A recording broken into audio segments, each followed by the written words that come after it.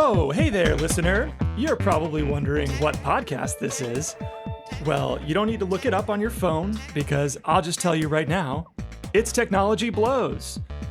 And I am the host of Technology Blows, the gadfly of gadgetry, Dan Slimin. And I am joined today by singer-songwriter, tap dancer, flautist, and one of my very best friends for more than half of my life now, the extraordinary Rachel Keel. Rachel, welcome to the show. Hey, Dan. Thanks so much for having me. I'm excited to be here. Oh, this is going to be so fun. This is a really fun topic today, and you are the perfect person for it. And by the way, Rachel Keel, you are not just a Technology Blows guest. Your influence is woven deeply into the fabric of this podcast. We actually have you to thank for the name Technology Blows. I looked back through my texts, and the record shows that you were the first person to suggest this name for the podcast, and it's the name that stuck. Oh my gosh, I'm so honored. That makes me really happy because I think it's a good name. It's a great name. It's a great name, and it's better than the working title of the podcast, which was Technology Sucks Ass. Yeah, that just seemed a little harsh and also unwieldy. Just a little unwieldy. Yeah. It was a little, yeah. You know, I can't go around telling people at parties that I have a podcast called Technology Sucks Ass because they'll be like, did that guy just say sucks ass to me? Yeah, I wanted your elevator speech to be like smooth, you know?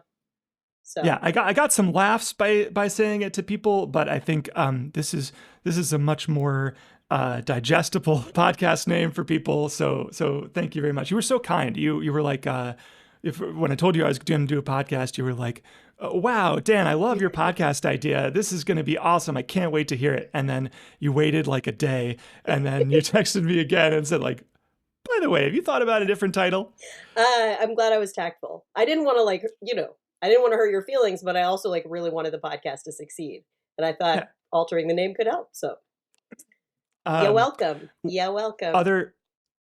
Other titles we brainstormed included Technology Ass, Fuck Tech, but one word title case, and Dipshit Technology Review, which is even less wieldy than Technology Sucks Ass. I suggested just tech sucks, but maybe that was a little weak sauce or something. Like it just wasn't. It was a little. But we got to the right answer. Anyway, listeners, you can thank Rachel for the perfect title of this podcast, and furthermore, you have Rachel to thank indirectly for the kick-ass theme song of this podcast because it was you who introduced me to Magic Al, who composed that theme song. And so thank you. I just want to say I think you knocked it out of the park. I love the theme song. I think it's so good. I love it so much. And when I add ads to this podcast, I'll probably get more music from Magic Al to do little bumpers.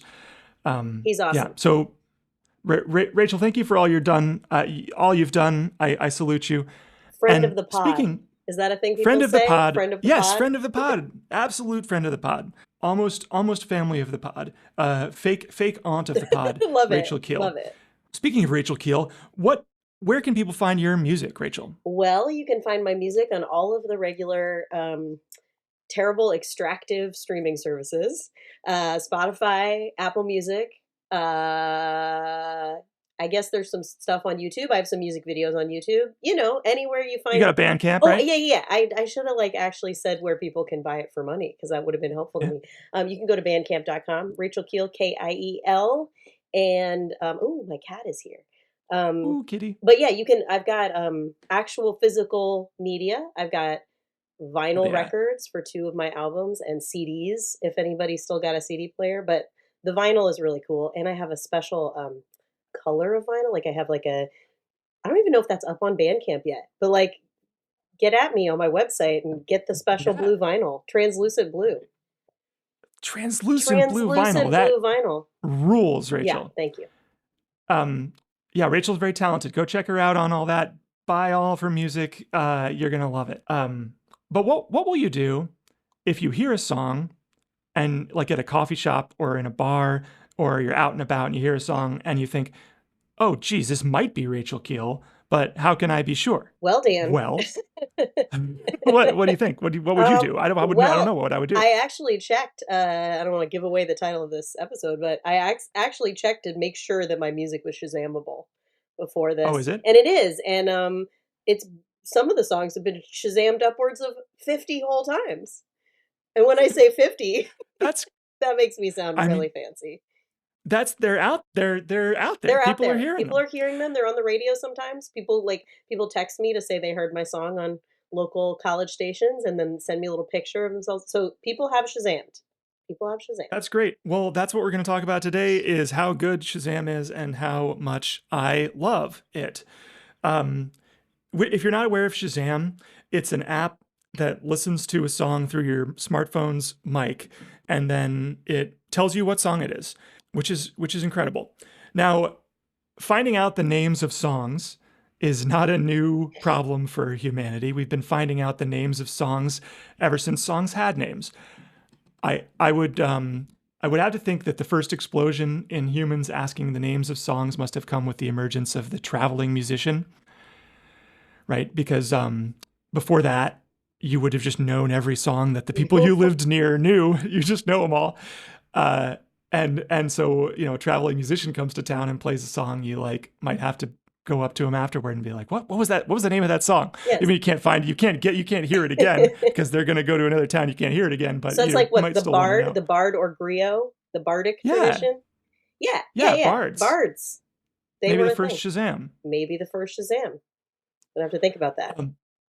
And that was sort of the situation for millennia. If you heard an unfamiliar song and you wanted to know what that song is called, you just ask the person who just played it.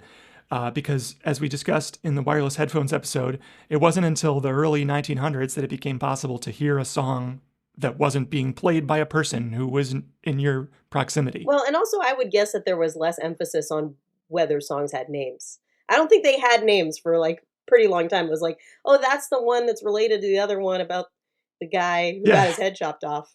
I heard that one. I heard something similar to that one the other day, but like, I don't think I just made up this song to tell you the news. Yeah, exactly. Yeah. I mean, Yeah, exactly. So once it wasn't really until recorded. I mean, the songs had names, right? There were like folk songs with names. Well, and there was a publishing industry at some point. Yes. And before that, I mean, I'm, a very amateur ethnomusicologist, so please, check anything that I say, but there was a publishing industry of like sheet music. And then before that, there was also, I mean, I don't know when the publishing industry, but broadside ballads.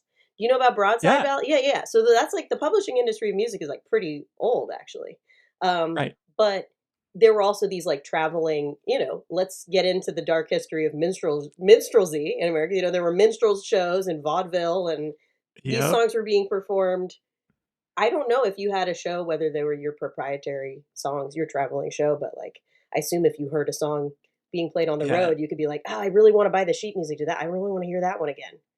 Yeah, I assume they played pretty fast and loose with the copyright issues. Sure. Yeah. So now we have recorded music. So in the first half of the 20th century, we get recorded music and radio, and so now people are hearing many new songs every year, sometimes many new songs every day, and most of that happens over the radio. So like with the radio, if you hear a song that you don't know, instead of asking the person who just played it in front of you, you usually like either the DJ will tell you after it plays or before it played, he'll tell you. But you can also just call the radio station and talk to the DJ.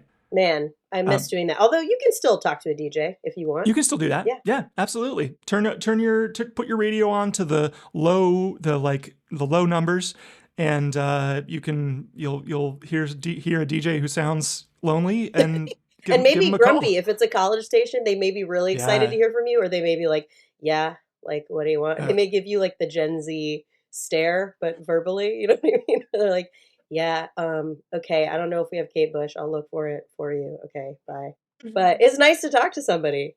That's a thing that still exists. We should talk to people. Well, we'll talk to people more often. We should talk to people more. Yeah. So like the DJ, this was like kind of a huge shift because the DJ replaced the musician as the source of truth about what song was what, and sort of became like the music expert. The DJ is like the knower of music, not the player of music, but the one who like knows all the songs, right? The nerd, the music nerd. The music nerd. Yes. Yeah. It's a wonderful archetype that I'm glad exists, because otherwise Because I otherwise, wouldn't have who would you I on my be? Yeah, podcast. who would I be? The So Jungian, right? Hey sometimes, Dan, you know how there's yeah. Jungian archetypes. There's like the mother and the crone, the maiden, and the music nerd. Like Yeah, the Jung should evil have. uncle and the music. If your evil uncle knows about music, that's a two for one. Yeah. Okay. Um, so sometimes though, you just don't get to know. Like, you hear a song on the radio, you're not near a phone, or you're not sure what station is being played. You just can't call up the DJ. And what happens then? Well, for most of history, you just don't get to know what song it was. Right. Well, and we should talk about Google, the advent of Google. Is like when was We I well, I don't know if That's we're not there in the yet. I don't script. know if we're there yet. That's not in the script. If that should be in the script, we're gonna have to do a whole other Well, I fucking don't know podcast on where it. we So are in history, so like just you can ping me Google the when it's lyrics, time to right? talk about Google. Well, I'm just saying before Shazam, I would Yeah. Google lyrics, and that's how I found out what the songs were. Yeah, sometimes I would post. I would like sing. I heard a song in the cafeteria in college, and I couldn't figure out what it was. So I posted it on social media. I think I posted it on Facebook. I just recorded an MP3 of myself being like, ooh, and like Yeah. 10 And someone people was were like like, Space Hog oh, in the meantime by Space that's Hog. that's Space Hog. Yeah. Yeah. This is Yeah. one of my But favorite Danisms. This is one of my favorite things that you do. I don't know yeah, anybody else who was doing that, and I it worked appreciate pretty good. it worked. And yeah, like didn't you do one was the Power by Snap or something? What's the one that's like and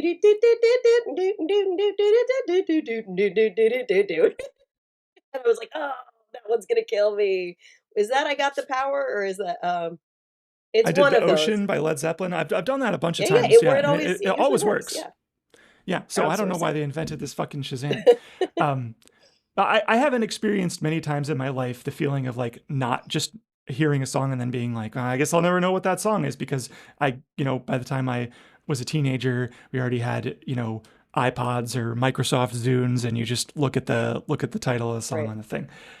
It can be kind of devastating though, like every song makes you feel a certain unique way that no other song will ever be able to match exactly. And if you don't find out the song's name, then that's it. You never get that feeling It's back. a small grief. We go through so many Yeah. small griefs every day, and that's one of them. That should be named Yeah. more. So thank you for naming that. It's a very specific Um, kind of grief. I guess I named it. Yeah. It's a long It name. needs a It's German name. It needs like a multi-part yeah. German name. Yeah. So yeah. So that's that. You just don't get it. Now, if you're lucky, you have that one friend.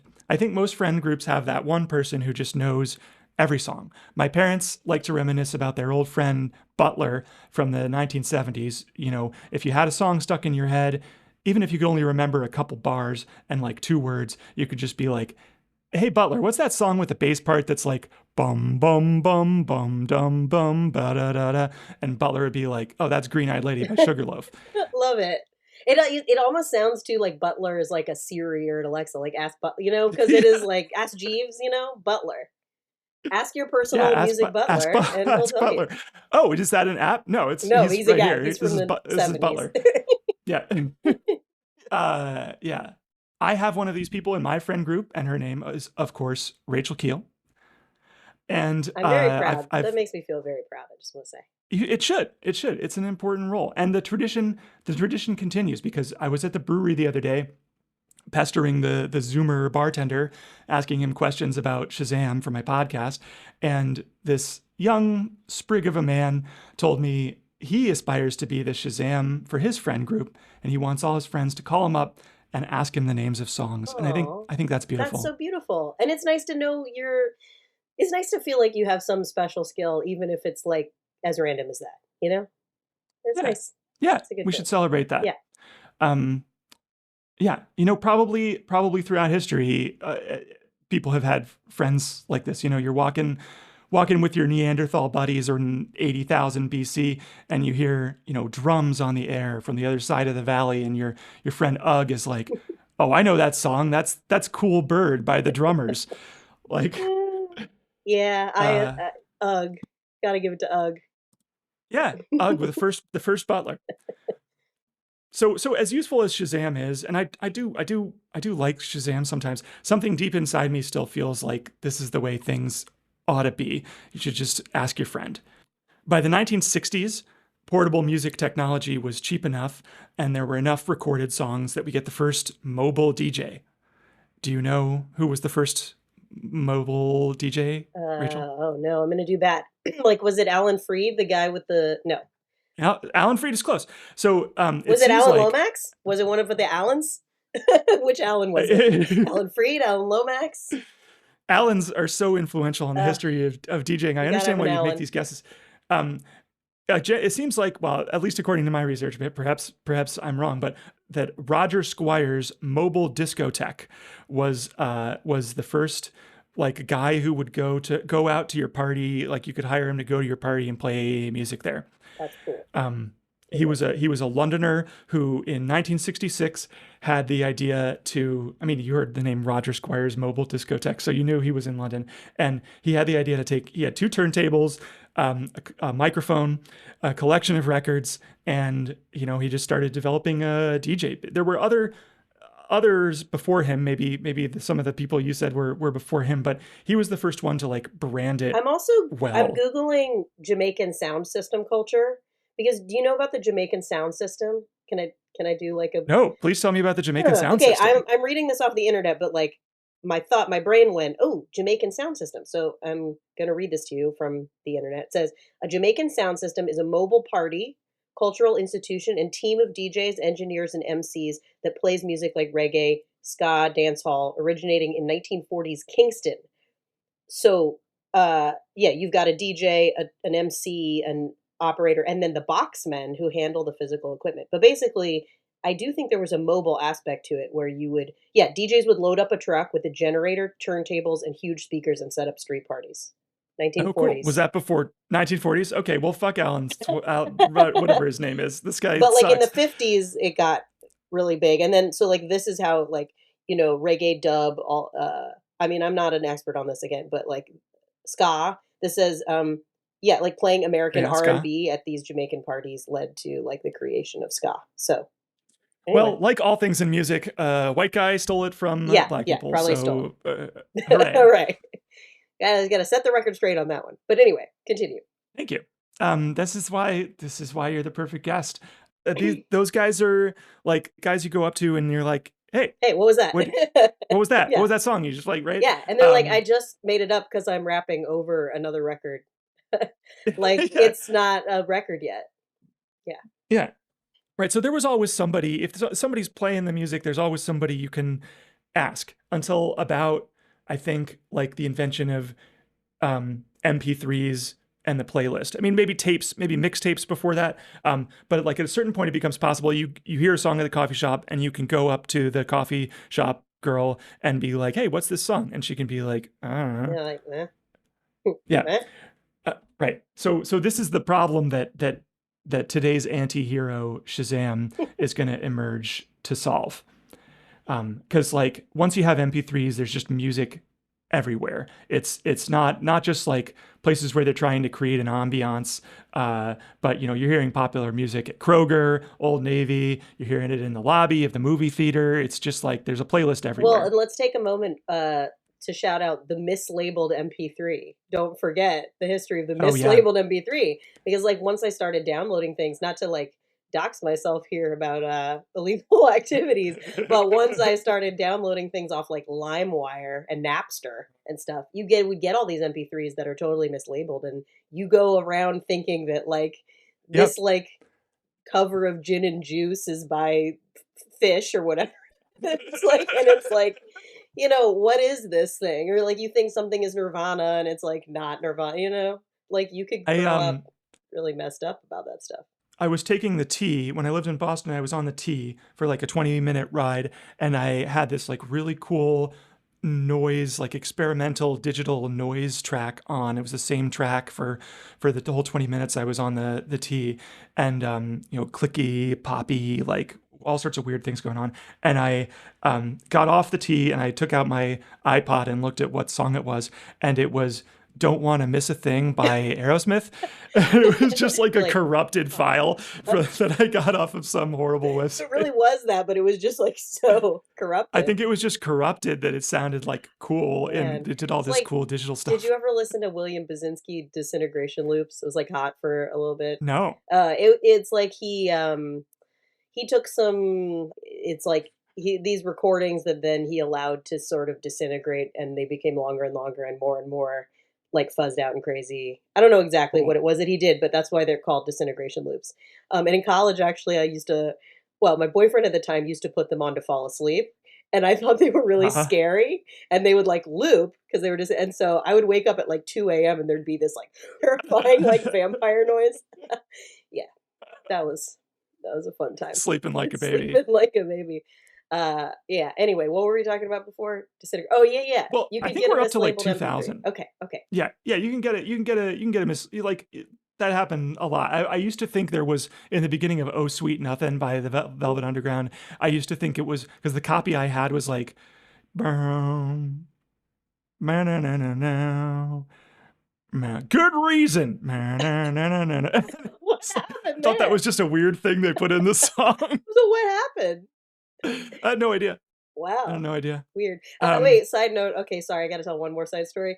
You could have that experience of like a sound that intrudes that's not part of the original thing, but becomes part of your experience of it. When I was a yeah. kid, my parents' record player, we had my parents had a great record collection, and one of the records was a Beatles Revolver, and I was a huge Beatles fan as a kid, and so I would listen to these records over and over, but the Revolver track had a skip in it, and, Oh, or sorry, one of those tracks on Revolver, "I Want to Tell You." Do you know the song? "I want to of tell," course. and it's got that piano part that goes, and it's, like, on a dissonant note, but it had one place where it would stick, and it would stick on the dissonant chord, like, would not Oh, resolve, and it would just stay yeah, on this. It would go na na na na na na na na na na na, and just like do that yeah. forever until you came and changed it. And to You're this like Paul day, McCartney's such a yeah, like Paul genius. McCartney is so experimental, which he is. But to this day, when I hear that track, I get anxious as that part is coming up because I Really? think it'll just like stay on this unresolved chord, forever. But that's like that's part of That's part of the intertextuality. song to you That's part of now. the song now. I know that's not Yeah. related to Shazam, but just wanted to tell No, I love it. you. Anyway, Um, yeah, so it was like it's around 2000. Cell phones are basically everywhere also, and so it's at that moment. There's unknown songs everywhere. Everybody has cell phones. That a Stanford computer science student named Avery Wang enters the picture. So let's talk about Avery Wang. Um, is this one of those assholes he that made Facebook? no, No. no, he's all right. Okay, okay, okay. He's not so bad. Um, so he was interested in math from an early age. He's a California guy. He's interested in math. Um, like he's the kid who's accidentally doing next week's assignment every week, and like he's ahead of he loves Star Trek. He loves the episode of Star Trek with the Gorn where Kirk finds all the gunpowder ingredients, and according to an interview, he asked his mom. He saw this episode of Star Trek, and then he was like, "Mom, you got to buy me all these things that you can make gunpowder from." No. And she did. He made gunpowder. He tried to make gunpowder at his house. Wow, if he Um, made Shazam, I guess I'm assuming this guy made Shazam eventually. It's like that seems like an improvement on making like weapons in his house.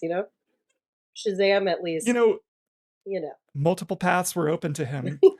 And we'll find out Um, whether he took the path of good or evil, depending on how this yeah, episode turns out. actually, surprise! This episode is about Lockheed Martin. Oh no! Um, no. So he's smart. He's a smart kid. He's obsessed with computers. He's programming by age 10, which I was programming by age 8. So take that, Avery Take Wing. that, everything. He's writing programs to calculate pi and shit like that. So he's obviously very talented at this stuff. I see no evidence that he was into music as a kid. Nothing I've seen about him suggests that he was especially interested in music. Maybe he's just private about it, but it seems like his real passion, and the passion that will abide throughout his life, is the passion for digital signal processing, Ooh. which is cool. Which is cool. That's ever you have a passion. That's a cool thing to do. It's like taking sounds and you have all you get with all the computer gets is like instant to instant how, where basically where the diaphragm and the mic is, and you take that and you turn it into Mm. sound and play it back. So And this is okay. Here. I want to take a second and share something yeah. about myself. Um, something you may know about me is that technology is not actually my strong point. Music is more my strong point, but technology not so much. And so um, this is going to be fun when you explain to me how these things work, and we're going to like see if they make any sense to you, to me, to you. They Yeah. make sense. Uh, Digital signal processing, is this the part where the sound comes out and then it gets turned into ones and zeros?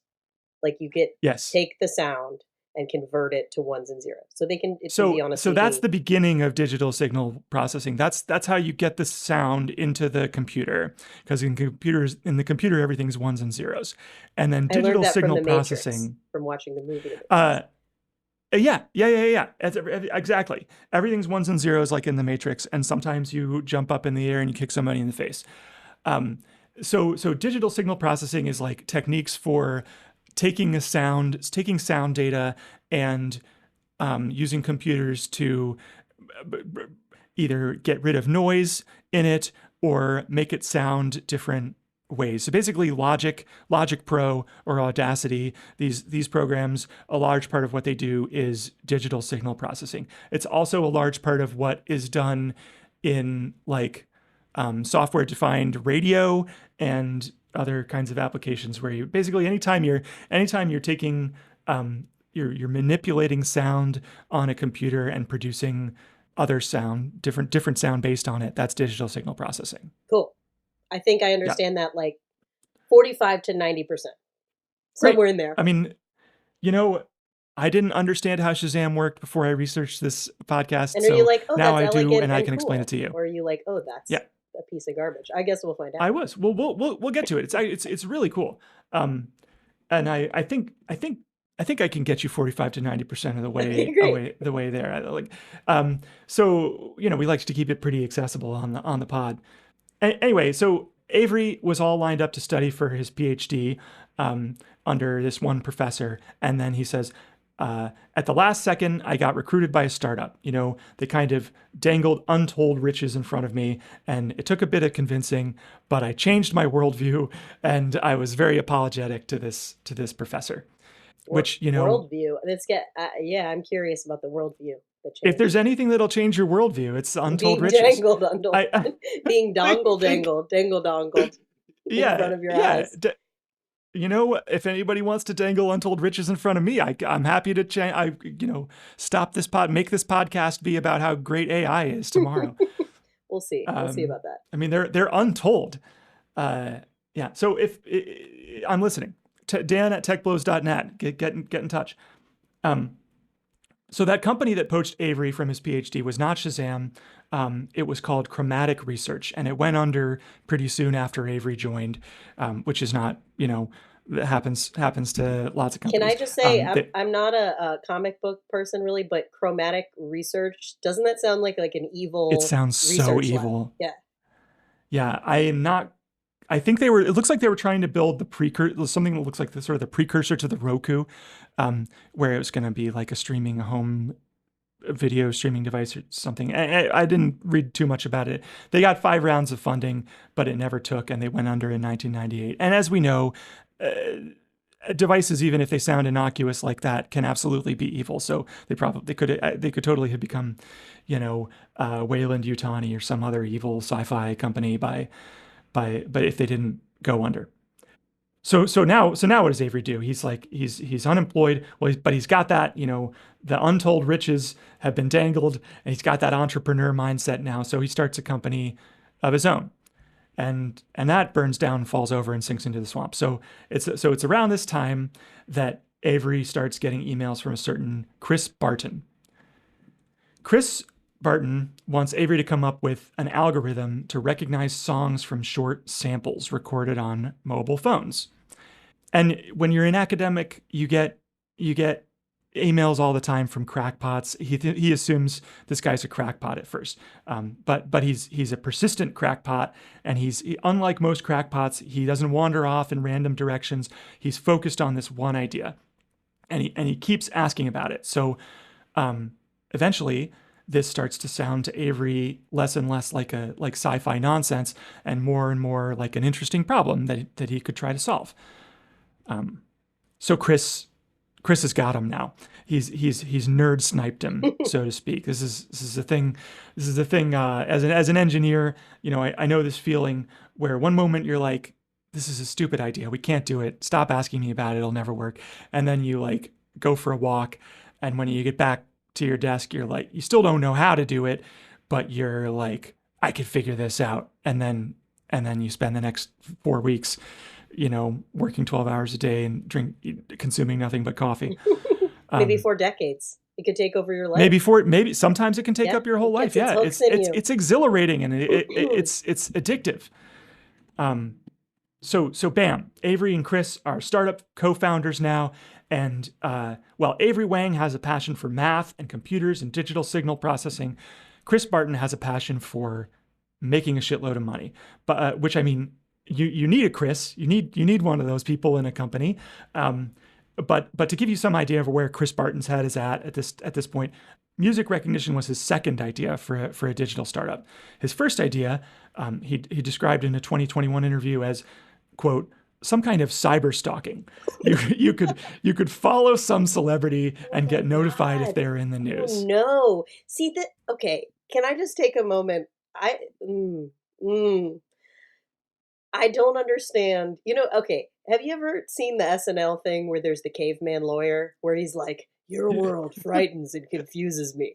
Of course, yeah. This is how I feel about the world of startups and technology things, where I'm like, I don't think they care what the thing does. It's like, it seems like the ideas are more important than the reality of how it affects people's lives. And it's just wild to me. They're like, well, we could like make a music capturing service, or we could like stalk people. Like whichever one is going to work and make more money. I don't really care. Which one do you think would make more money? Which one do you think will work? It's like, what?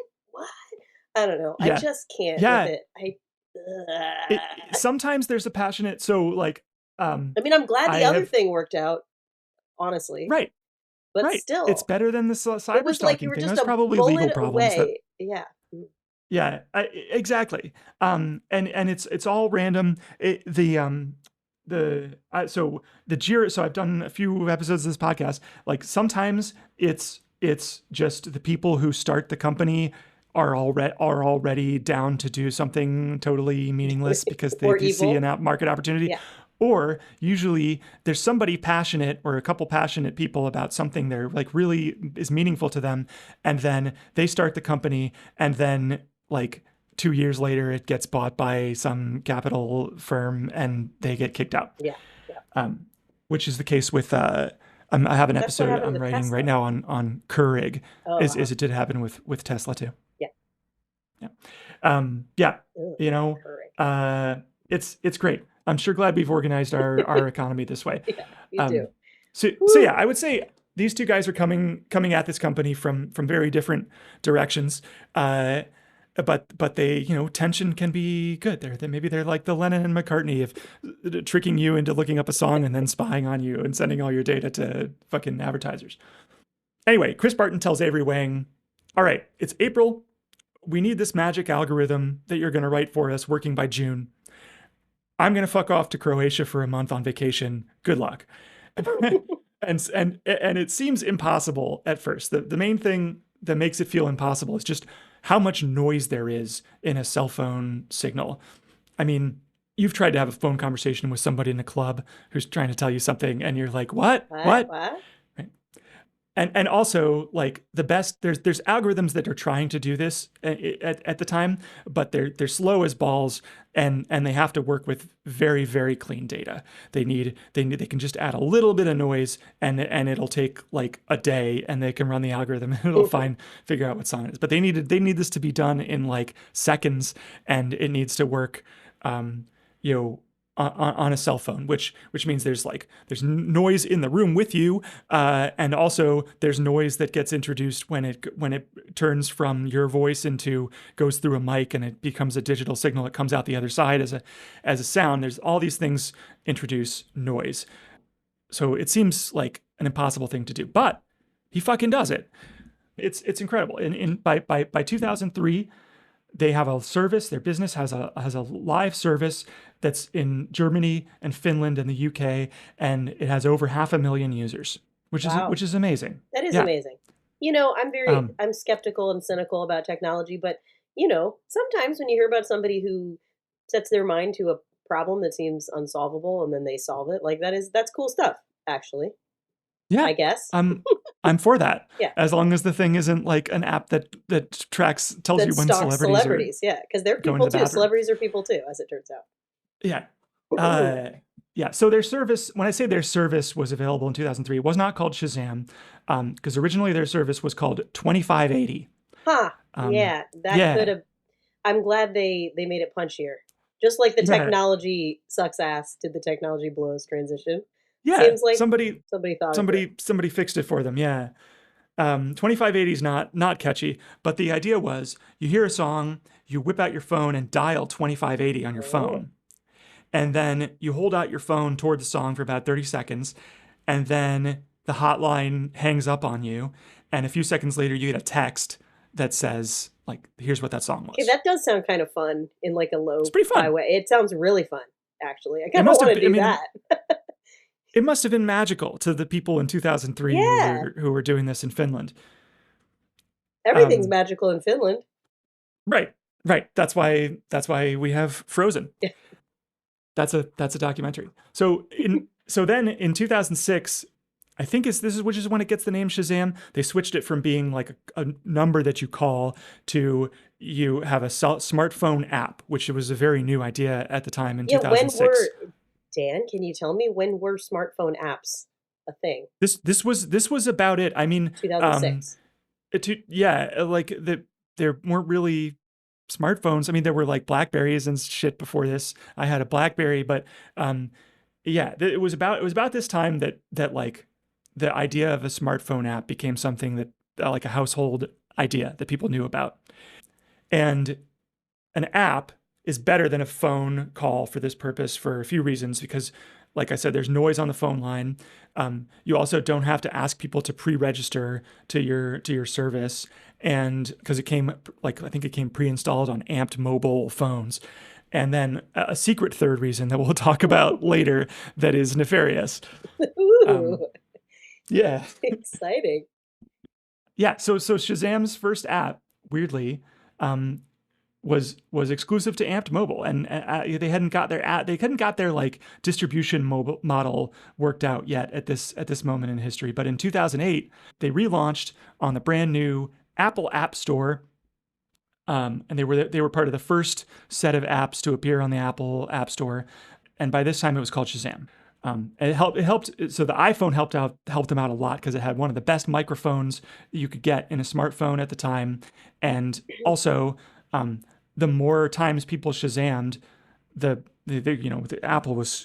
iPhone was huge, and so they got a ton more users, and the more users they got, the better they could tune their algorithm, and it started to work really really well. I just had a totally, well, I don't want to say unrelated thought, but I just went, ooh.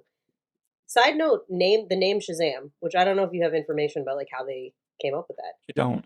Um, is that okay? I recently, in the last 5 years, went through a whole thing where I read all like, well, you can't read all of Arabian Nights, but I read a bunch of Arabian Nights and also like 1001 Nights, and took a class on it. Took like an online class on Arabian Nights, and I'm like, is Shazam like an Orientalist word from like? Is the idea that it's like a Far Eastern magician who's gonna go like alakazam or like, you know what I mean? Like, is it like I'm a? looking it up right now. Yeah, Because that's I'm that's a like, what that's a if, fascinating because question. Arabian Nights is so baked into culture of the last like Western culture of the last several hundred years, and I'm like, is Shazam about the magical East in an Orientalist view of like we're Um, doing something indistinguishable from magic here, so it's got to have like an Eastern. I mean, that's exactly why they gave it the name. But according to Kagi, the the word Shazam was invented in 1940 by Marvel Comics. Comics. Okay, Uh, I googled this the other day because I was sorry, like, DC. yeah. Oh, okay, okay. But he was originally and I'm reading this. He was originally and famously Yep. known as Captain Marvel. Yep. That was the first. Apparently, that Oh, was the first occurrence of the word so Shazam. last night, because I was preparing for this podcast, I Googled, is Shazam evil? And the first thing that came up was the character known as Shazam is fundamentally a superhero and a champion for good, not a villain. And I was like, okay, Yeah. well, this is all information that I didn't even know I would like. I did not know about this superhero. As I said earlier, I'm not really like a comic book person, so Yeah. I didn't Wasn't he know shit played by about Brendan this. Fraser in a movie? Oh, huh. I don't know. Hey, Dan here. You can stop screaming at your phone now. I am going to correct a couple things that we just said there. Shazam was the name of the wizard who gives the superhero his powers. It was not Marvel. It was originally published by Fawcett Comics, and then later DC became a DC character. And finally, it was not Brendan Fraser. It was Zachary Levi. So, that's what I get for looking stuff up on the fly. Anyway, I just had to get my Orientalist scholarship in there. That's Thank just you. something we can think about. I guess then the question is, where does the name Shazam for this superhero come from? Yeah, I think they just were like, what sounds vaguely Eastern and magical? Right, and that's where I'm saying the history of Arabian Nights, Yeah. which we could have a whole other technology podcast on. Yeah. Anyway, sorry, continue. If there's any technology in that, let me know when you finish all the errata. How is a magic carpet that flies not a technology? Anyway, That's a great continue. point, Rachel. Yeah, flying carpet. Yeah. Just think about it. Flying carpet episode could do it. I'm noodling on doing an episode on the universal translator in Star Trek, and like how and attempts to make it real. Yeah. Well, I mean, mostly just about how it functioned as a plot device and how it's like not really a how there's plot hole. It makes no sense. A possible thing makes to build. No sense. Yeah. Okay. Anyway. So like this is about when I got an iPhone. This is right when I became aware of Shazam, of course, and it was like I said, it's incredible. Like it was indistinguishable from magic, as you say. It worked in a loud bar. It worked on a city street. I don't want to brag, but I know a thing or two about how computers do things, and yet at the time, it seemed like absolute magic to me. I had no idea how they were doing this. Right, so that's why it gets the name Shazam, magical. But of course, it's not magic. It's computers. So let's talk about how the Shazam music recognition algorithm works. And thankfully, we have documentation on this because in January of 2003, Avery Wang submitted a paper to the 4th International Conference on Music Information Retrieval, a paper that would one day become known to my Google Drive as wang03-shazam.pdf. The version I have of this paper makes the browser title bar say Microsoft Word, which is adorable. And this 2003. So this paper was published after the founding of Shazam, from the abstract. And this has some jargon, so I'll break it down after, but bear with me. We have developed and commercially deployed a flexible audio search engine. The algorithm is noise and distortion resistant, computationally efficient, and massively scalable, capable of quickly identifying a short segment of music captured through a cell phone microphone in the presence of foreground voices or other dominant noise, and through voice codec compression out of a database of over 1 million tracks. So it sounds very impressive. Let's unpack some of the terminology. Noise and distortion resistant means it doesn't matter if you're in a crowded bar or a football game or you have a bad cell connection, we can recognize the song anyway. Obviously, only up to a limit, right? But the limit is high compared to other algorithms like this. We can deal with a lot of noise. Computationally efficient means basically doing this won't heat up our computers so much that we can't afford to stop them from catching fire. This is basically what computationally efficient means. This was the first sound recognition algorithm that could claim that, or the earlier ones would start all your computers on fire, which is not how you get millions of dollars. Sometimes it seems like it is, though. Yeah, well, you could probably do it by catching all of somebody else's computers on fire. North Korea's computers on fire. Yeah. And massively scalable means if we go from having 1,000 songs to having 1 million to having 10 million, it doesn't get harder to find matches. Which sounds great. This is extremely novel. in 2003. It's really cool. Like, I love a cool algorithm. So how does it work though?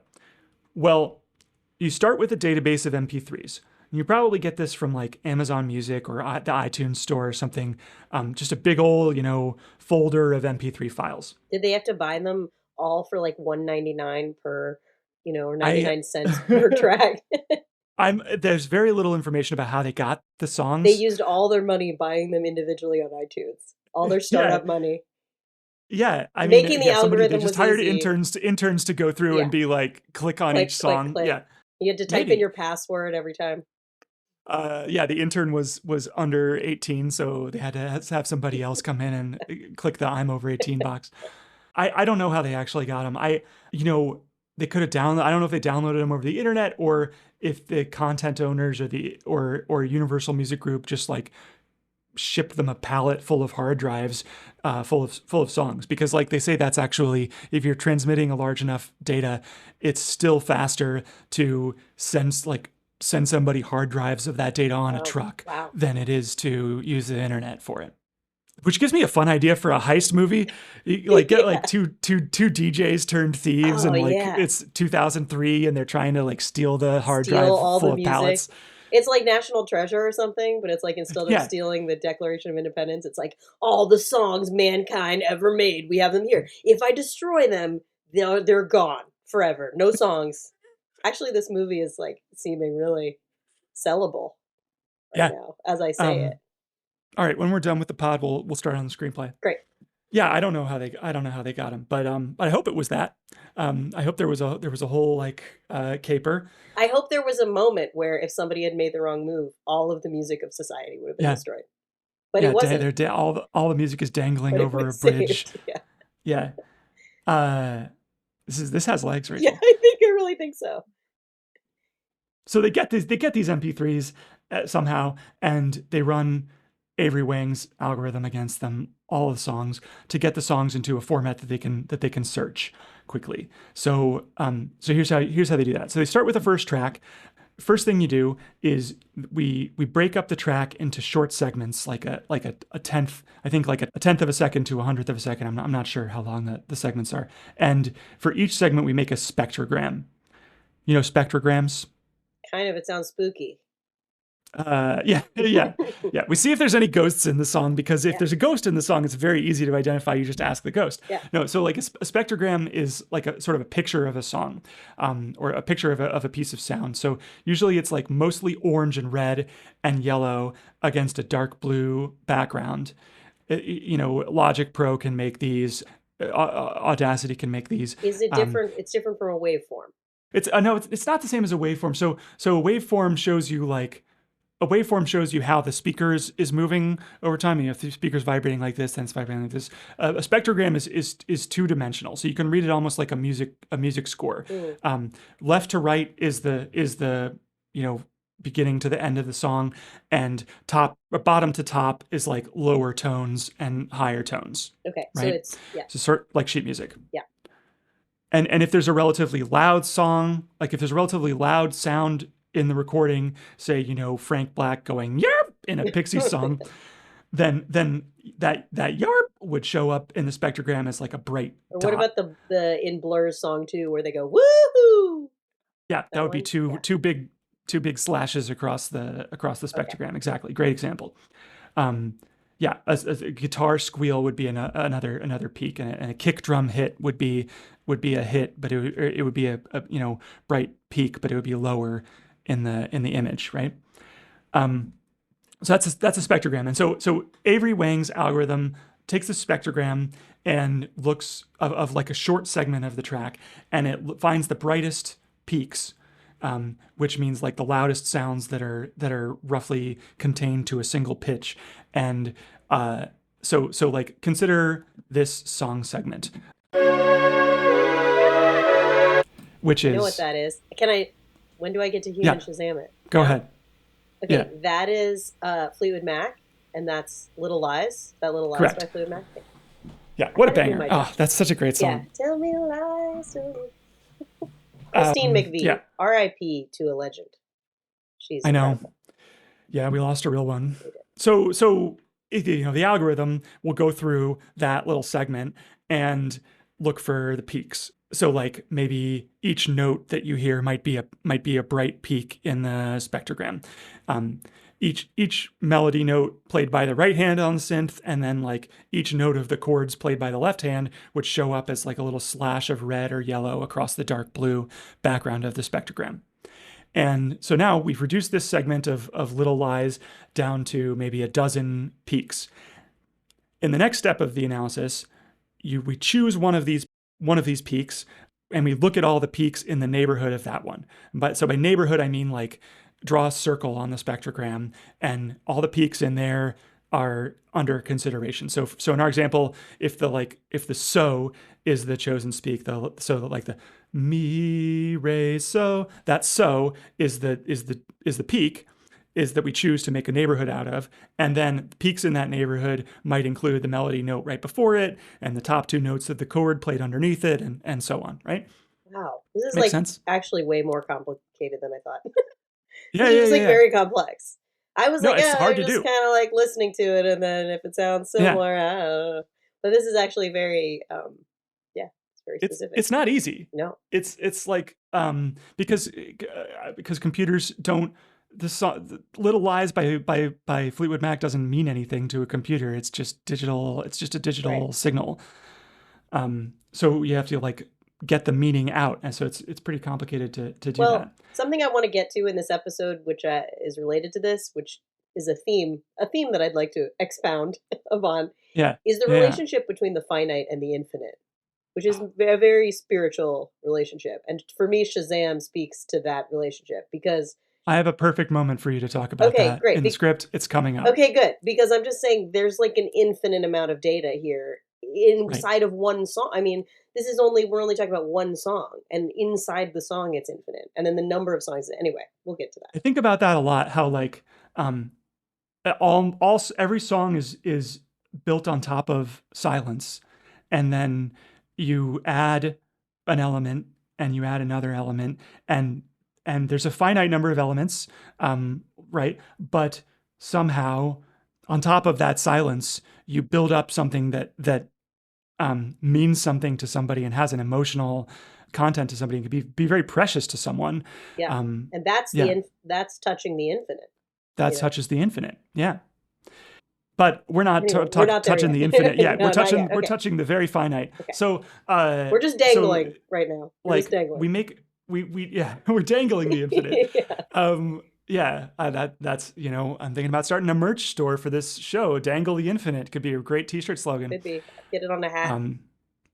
So the peaks. So you make this neighborhood, and the peaks in the neighborhood form a little shape on the spectrogram when you look at them. And once we have this neighborhood of peaks, what you can do is start drawing lines between pairs of them. And Wang's paper calls these little figures that you draw with lines connecting all the bright peaks on the spectrogram. He calls them constellations. So that's how the Shazam algorithm represents music. It's not a song, it's a series of these little constellations over the course of a song. I think what So strikes me about that is how visual it is. Because yeah, I think of music as being sound, which I know you can represent sound visually, but it sounds like what the computer is doing is a very visual thing yeah. as opposed to a auditory. I mean, I know it's a computer, but I think the computer isn't doing computers don't do auditory or visual things right, because they they're don't doing have ones ears and or eyes, zeros. right? They're doing ones and zeros, but the way that we um we're almost there, Rachel. I'm so Little Lies is one series of constellations. Like there's another, Tango in the Night is another series of It's like the constellations. night Everywhere sky. is It's another the series of night sky. constellations, right? And I find this fascinating exactly because this is exactly what humans do when we look at the stars. We're finding constellation. The constellations aren't there. It's a way that we distill meaning out of the incomprehensible infinite cosmos. And so here we have an algorithm that's trying to take raw frequency data and as represented by the spectrogram and distill out the meaning, distill out something like the essence of the song in order to compare it to the essences of other songs. And constellations show up in both places. Wow. I just think that's beautiful and This is fascinating. much more metaphysical than I expected Shazam to be, I have to say. But that's once you Right. get into technology, it starts getting deep, honestly. That's right. So there you go. That's right. But only because Only because we're human. so only because we're right. Like the way that we did it with it was done with constellations, not because the visual is the right way to represent information and compare information. It's because Avery Wang is a human, and that's how he thought about this Yeah. problem. So yeah, there you go. The infinite. It's right there, and we'll never quite touch it with a computer, I think. Yeah. Is that asymptotic function? Asymptote? I think about Yeah. these a lot, where it's like approaching and approaching and approaching, but never touching. That's also how I feel about being human Shazam or collecting songs in my own mind, Uh-huh. is that the songs that human beings can create is infinite. And I was listening to a podcast the other day. I think, I don't know if I'm allowed to shout out other podcasts on this podcast, but I was listening Please. one song with the Luxury and Deella Riddle. It's a fun, where it's kind of like Song Exploder, where they sort of take apart songs. And I think one of them was saying the crazy thing about music is like, even if everyone stopped making music right now today, there'd still be sort of more songs than you could ever listen to in your lifetime. But the fact Mhm. is that people continue making art because human beings continue to do things still. and and so it's just like there's more and more and more, and that could be very overwhelming and unpleasant, but actually there's something very pleasant about asymptotically trying to, like, learn all the songs. Like, for me, that's like a Yeah. driving force Yeah. internally of my life, is like growing up with my parents' record collection and wanting to touch all the songs. And like I'm 40 now, and like that desire to touch all the songs has not gone away. Yeah. And I think Shazam, we're not to the closing thought here, but I'm just saying, for me, Shazam is an extension of that, of like, if I could Shazam in a crowded room, this song, I there's that's more songs that I can collect. Right. And it's like Pokemon Go or whatever, like, you gotta catch them all, but you can never, and it's just You like, can never it's catch them just all. The delightful. computer is going to touch all the songs for you now, Right, and you don't have to worry about touching. I mean, and that's now in they're sort of the dirty, negative, all the of them. flip side of it, right? Is like you have a drive because of like what matters to you to touch all the songs. The Avery Wang and the Shazam algorithm don't have a drive No, to do that. It's like, oh, let me touch all these songs so that I can right, spit them just back out at people, right? right, right. But it helps Um, me get to the song sometimes, it so does. that's It great. does. It's a very helpful tool. Yeah.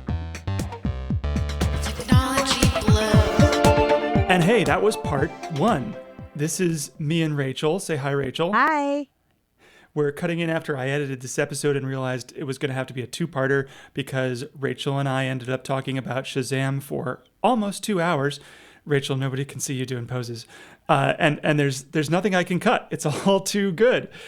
So in part 1, we talked about how Shazam gets those millions of songs into a searchable format and makes constellations out of them. And in part 2, we'll pick it up there and talk about what happens when you use Shazam to search for a song. Now, Rachel Keel, I would like you to inform these listeners about where they can find your excellent music. So if you want to support me by buying my music either digitally or on vinyl or CDs, you can do that on Bandcamp. So that's bandcamp.com. And then you look me up by name, Rachel Keel, Kiel. My newest album is called Dream Logic. And the one before that is Shot from Cannon. And you can find out. Oh, and it streams everywhere. Streaming everywhere. You can get it. You can get it on streaming. Check it out. Dream Logic is just like chef's kiss. Thank you, Dan. Thank you. Very good. All right. Well, until next time, don't forget to tell your friends about Technology Blows and give us a 5-star review in the podcasts app. Or if by the time you listen to this, they've added a 6th star, give us that one too. Any stars you got, we'll take. So until next time, this has been Technology Blows. I've been your host, Dan Slimman, and this right here is Rachel's very spooky and atmospheric track, Late Night Drive, remixed by Dante High. So enjoy.